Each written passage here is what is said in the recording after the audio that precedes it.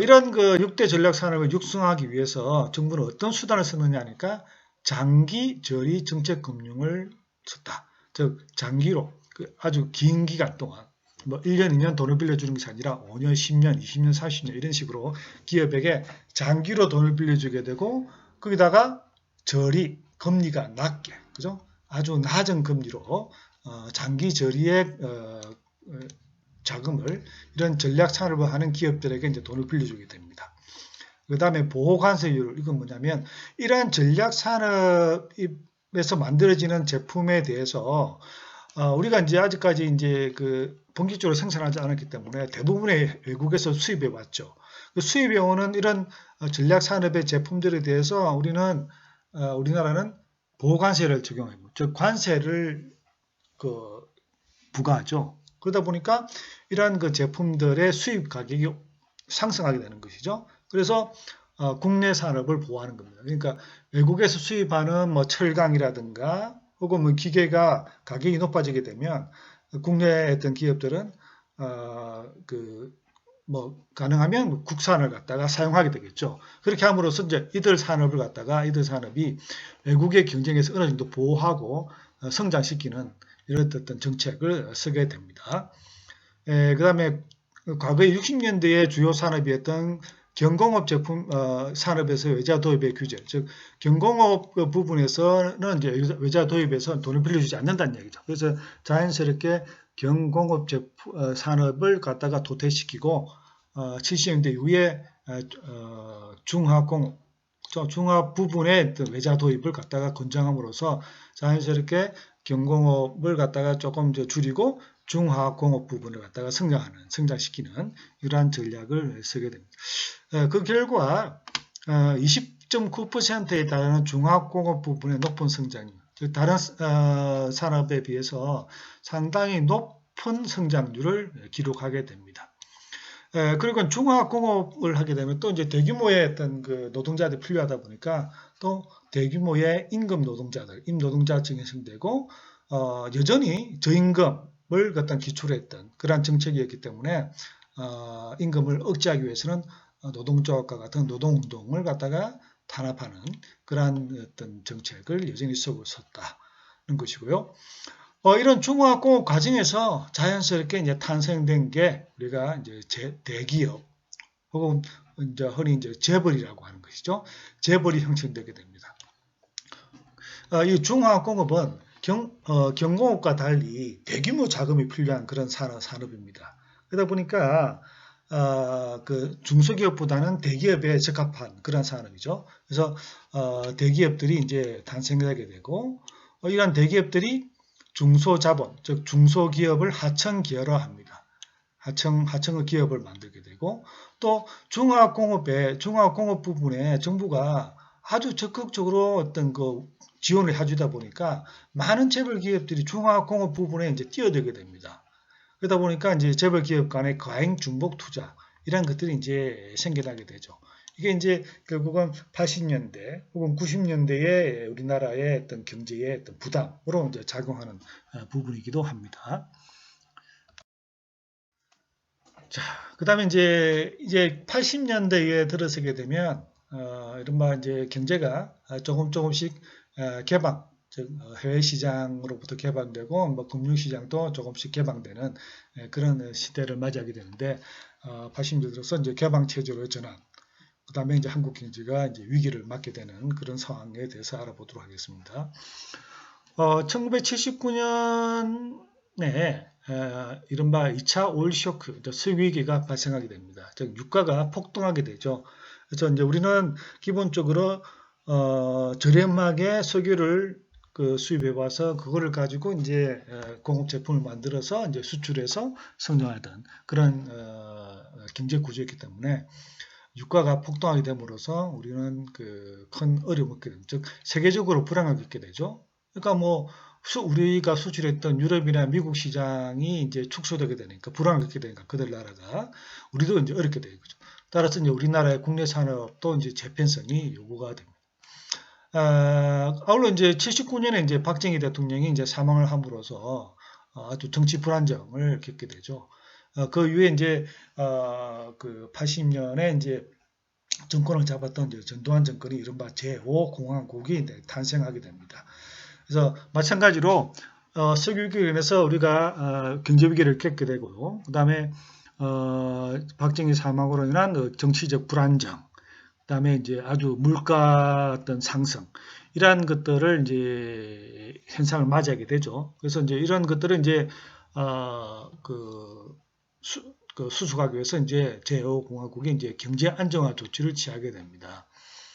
그래서 그 내용을 보면 자동차, 발전 신비, 중전기기 같은 중화공 부분에 투자를 조정, 즉 좀 전에 이야기했던 이제 많은 기업들이 너도 나도 뛰어드는 바람에 중복 과잉 투자가 발생했단 말이죠.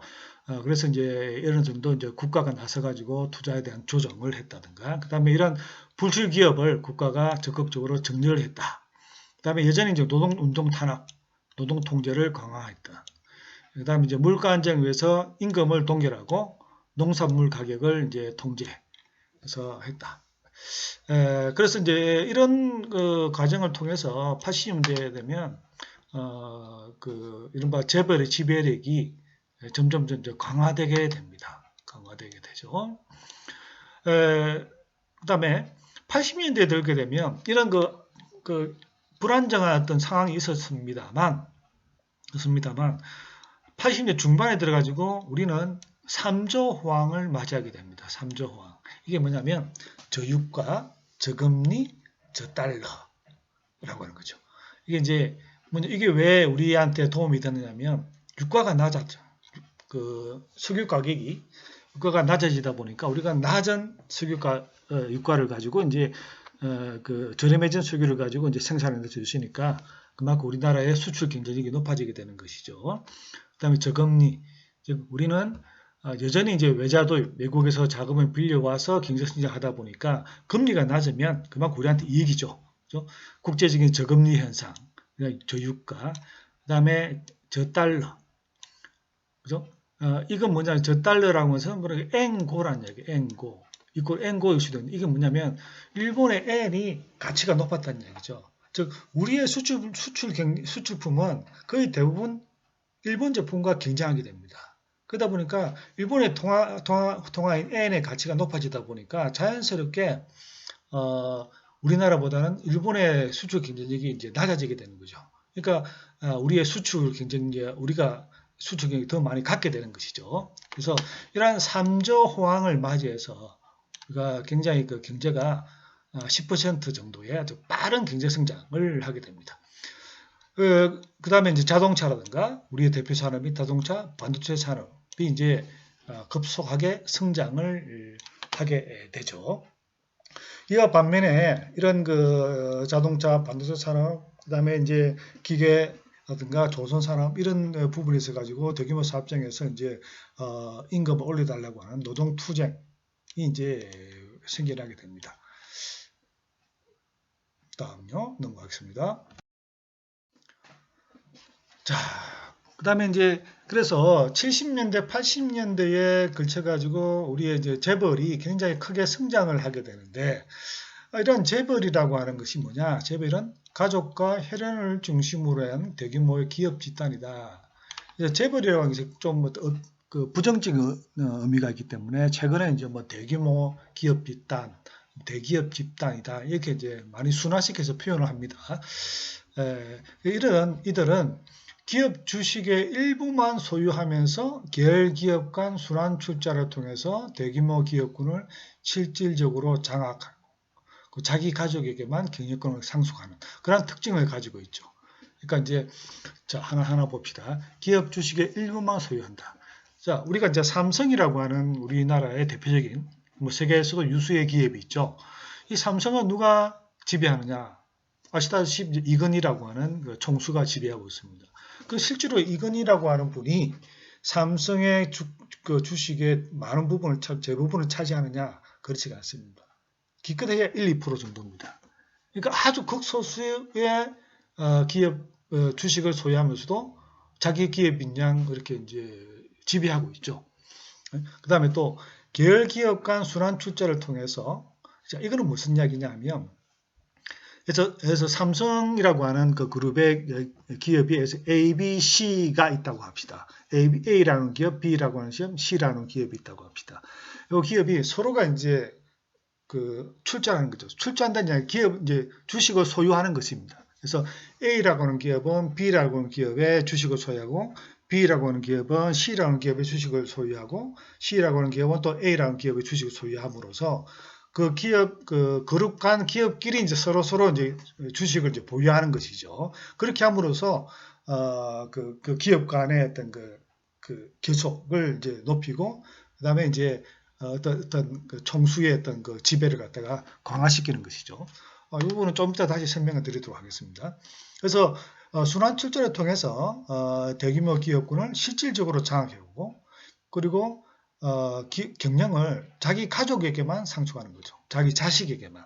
그래서 서양의 대부분의 기업들은 어떤 뭐 기업을 창업한 어떤 분이 있다 하더라도 그 분이 돌아가시게 되면 대부분은 이제 가족이 아니라 가끔은 가족이 있습니다만 대부분의 경우는 전문 경영인에게 이제 그 경영권을 맡기는 거죠. 그런데 우리나라는 가족에게만 경영권을 상속하는 그런 특징을 가지고 있다.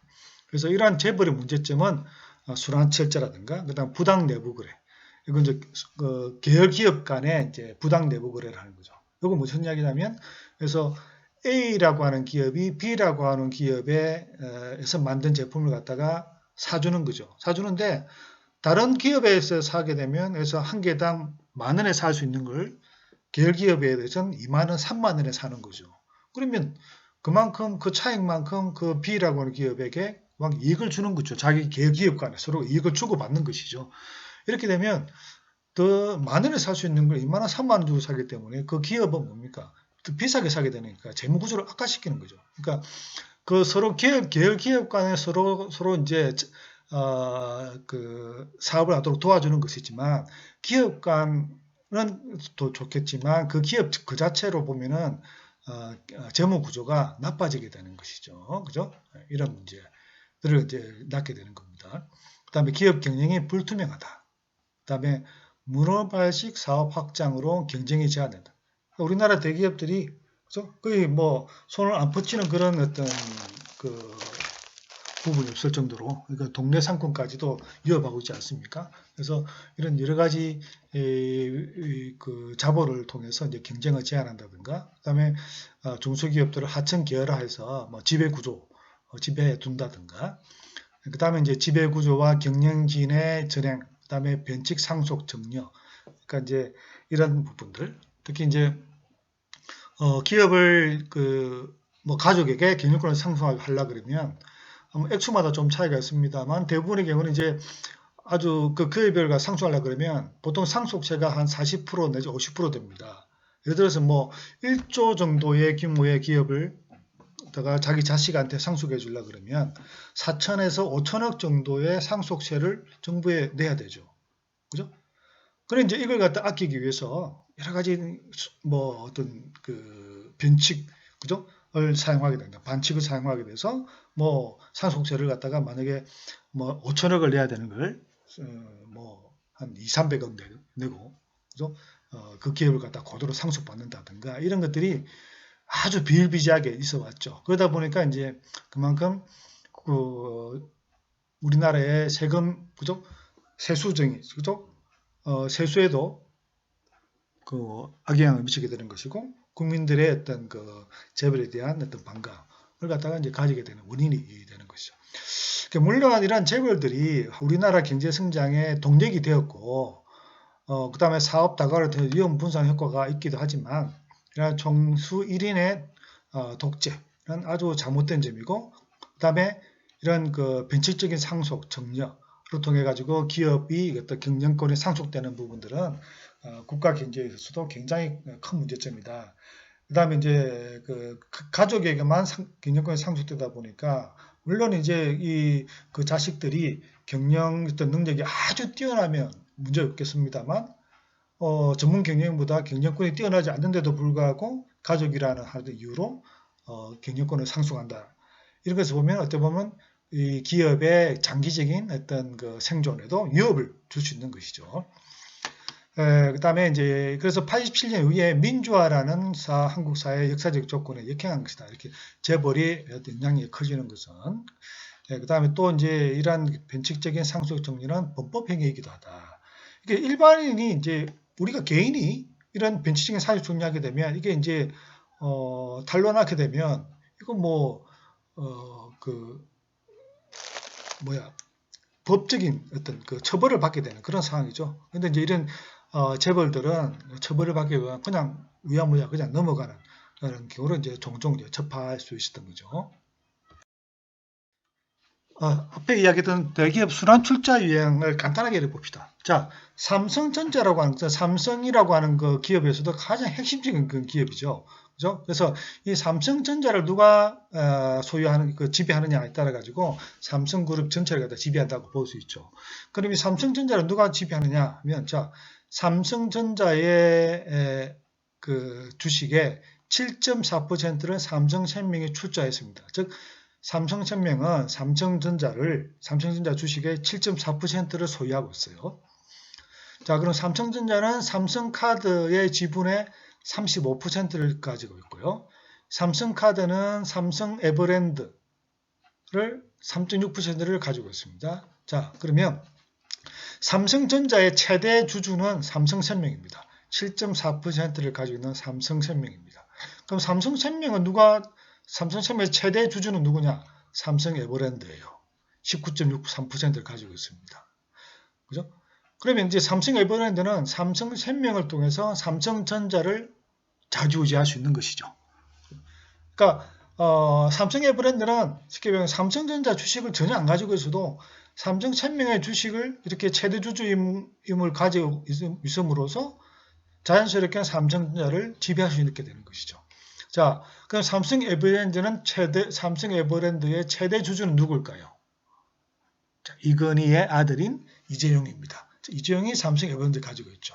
그래서 이재용은 삼성전자의 많은 주식을 보유하고 있지 않으면서 삼성에버랜드의 최대 주주를 가지고 있으면서 이제 삼성전자를 지배하고 또 이게 이제 전체 삼성 기업을 갖다가 지배할 수 있는 그런 구조로 되어 있는 것이죠. 자, 현대의 경우도 마찬가지입니다. 현대자동차가 있죠. 현대자동차는 현대모비스라고 하는 기업이 많은 최대 주주죠. 그죠? 삼성자동차는 삼성 기아자동차 33% 가지고 있고 기아는 16.9% 현대모비스를 가지고 있고 현대모비스는 또 현대자동차 20%의 어떤 주식을 이제 보유하고 있는 거죠. 이렇게 해서 서로 이제 대기업 간에 이제 주식을 보유함으로써 자기들끼리 이제 보유하면서 다른 외부의 주주로부터 이제 방어하는 그런 어떤 그 구조를 이제 가지고 있는 것이죠.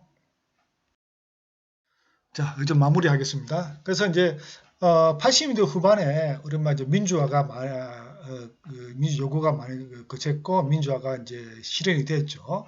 그래서 87년 사회민주라는 조건은 재벌들이 국가에 대한 자기 목소리를 내게 하는 효과도 가져왔다.